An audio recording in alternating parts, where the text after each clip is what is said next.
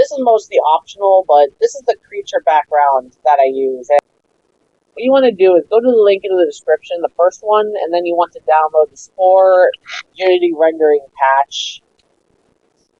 And you just want to save that somewhere.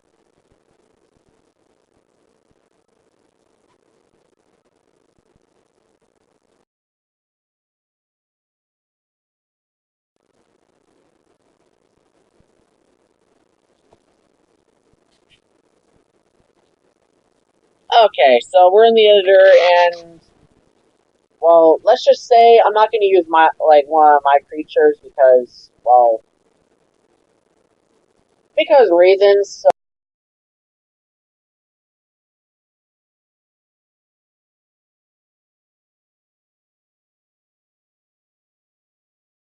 a combination of the specular map as well as the alpha map of the diffuse file. So what you want to do is start up it in either Photoshop or GIMP. And what you want to do is get the alpha layer separated from the thing, and then you're going to have that. Then you're going to take the specular layer, which then you're going to do that real quick. What you're going to do next is increases brightness and contrast until you get this really nice looking, it's basically personal preference, but I like to have shiny creatures, so I usually turn up the contrast and brightness up a bunch to get these really nice looking swirls in here. And of course, I like to do light and only so that, like, there, so yeah, so this is what it's going to look like, and what you're going to do is basically set this as the alpha layer and set this as the diffuse layer. Then you're going to export it as just metallic, like it's going to be your metallic texture. Okay, so we're in Unity, so we're going to start off by importing Spore's files.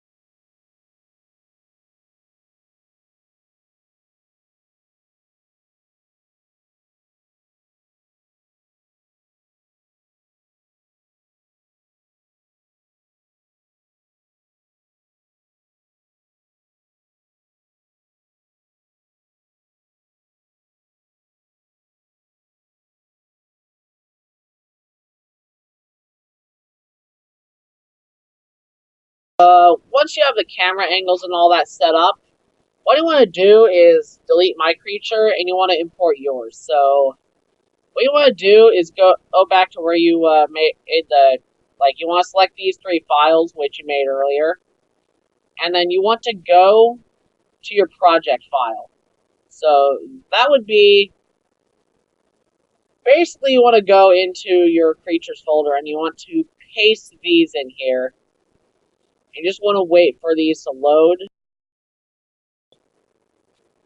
Okay, so we're just going to put the Jawi in the scene.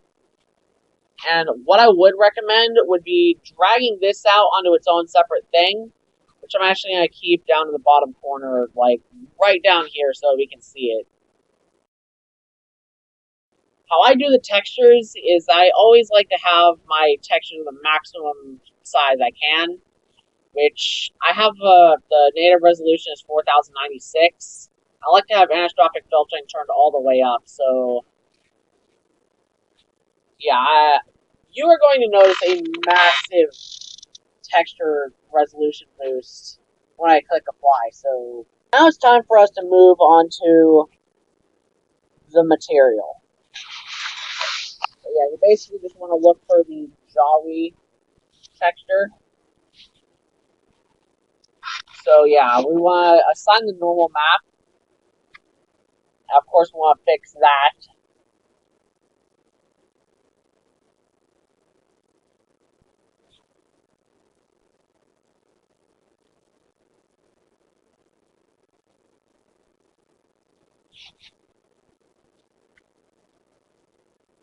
There, so now we have the normal map. So now we want to do the specular map. So we just want to assign this to Jolly Metallic, and then we want to change the smoothness until we feel happy with the creature.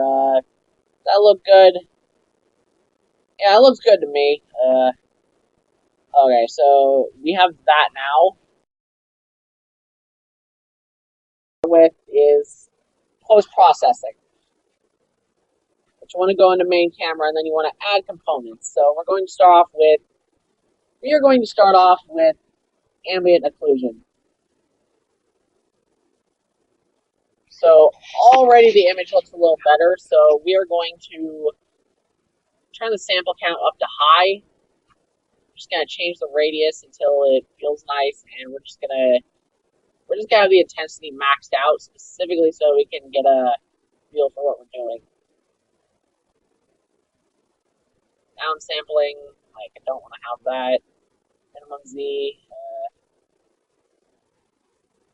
So there. So we have one ambient. So now we're gonna do the second ambient occlusion, which this is actually going to be the second one, which let's just say is going to be just tweak it as you feel like.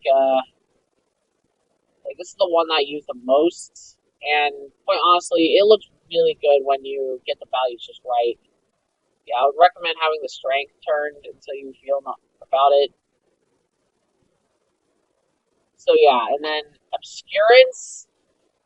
This is where let's just say things get really interesting, where you just want to have the increase the strength of this a little, and we're also going to increase the intensity of all of these until, yeah, that looks nice. So now, rest of the image effects you can just do as you please. Anti-aliasing, we're just going to leave that as stock. Bloom and glow, I'm just going to do bloom, and we're just going to set the threshold to something, and we're just going to see if we can go ahead and get to a value that looks good. Now, one more thing I almost forgot to mention. You should probably try and tweak the posing of the creature. So that would be, you want it to pose, like, you want to be posed in a way. So, yeah, that's looking a little bit too much. There we go. So, just gonna go ahead and change that a little. I'm gonna tweak it until it looks good. So, there, so that's actually a pretty nice pose, but I want it facing a little bit more that direction, and yeah, now it's facing you head on, so yeah, that looks nice. Yeah, back to the camera. I'm gonna set up the image effects. Let's see, so there should be a depth of field. Which for the depth of field, you want to have it set to high resolution, and you want to set to visualize. Which this is going to be, we're going to have the focus set so that we set the focal distance to something where the creature's in focus. So, yeah, when the creature's in focus, you want to set it up until the creature is black. So, yeah, we're going to have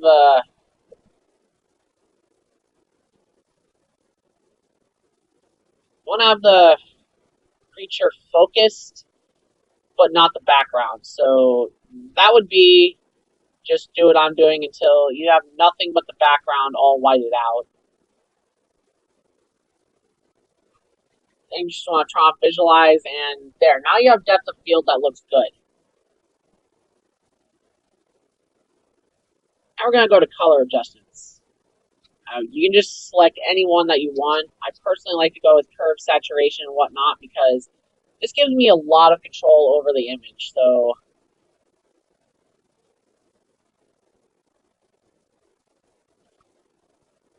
yeah, I'm just going to add a key, and I'm actually going to try and get this subtle yet, oh my, that actually doesn't look half bad.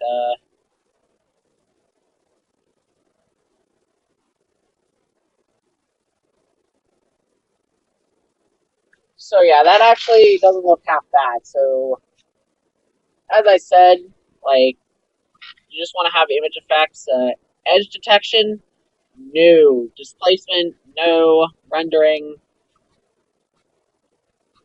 like only thing we have left to do is just the noise and grain, which is pretty easy to do. You just have to like I just have it like there you go. So now we have a render, which like at this point you can just do whatever you want. I'm going to do what I do with most of my renders. I'm actually going to have a reflective sphere in the background, which I'm actually going to have the reflection probe. I'm actually going to go ahead and have a reflection probe over by Jawi so that we can get accurate reflections. So we're going to have two reflection probes. One is going to be on the side that the camera is on, and it's actually going to be specifically so that the camera sees it. So yeah, there we go. So the reflections there look good. And then we're going to have one that's actually inside of the, that's actually going to have a reflection probe inside of it, which is actually going to be reflecting the Jawi from inside. So yeah, what we want to do now is create a new material, just any material, like name it mirror, which this mirror material is going to be used for that. And yeah, now we're just going to set the position and the rotation all to 0, 0, 0. And we are going to move this right over here. And of course, I'm going to go ahead and make sure that it's fully reflective, like 100% reflecting. And as you can see, it's reflecting itself. We don't want that, so yeah, like if you want, you can mess around with it. Like give it a, like you can give it a normal map if you want. Like if you want to give it a little refraction, like I'd personally just have it at a really high value if that's the case, and like just turn this down to 0.02 so the reflection's a little fuzzy. Or hell, you know what? Like how about we have the cement texture for this?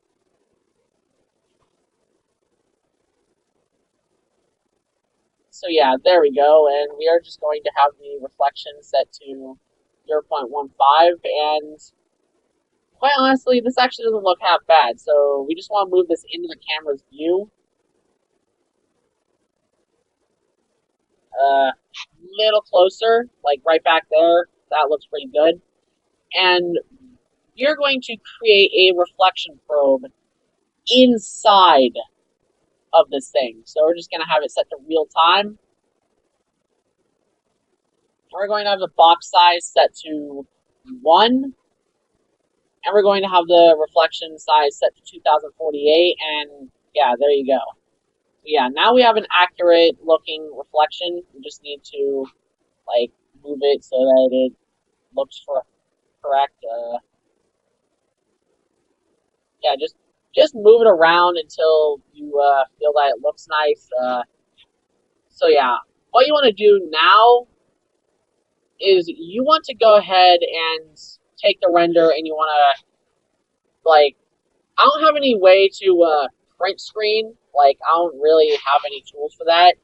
So what I recommend doing is just taking a screenshot program of your choice, or hitting the print screen, like doing the print screen method.